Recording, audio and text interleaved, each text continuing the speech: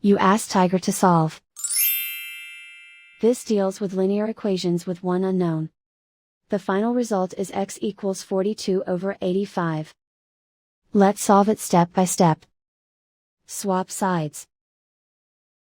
Isolate the x.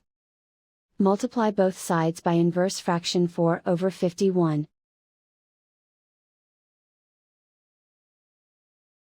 Group like terms.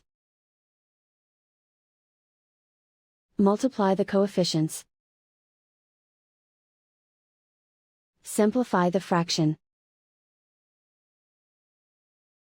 Multiply the fractions. Simplify the arithmetic.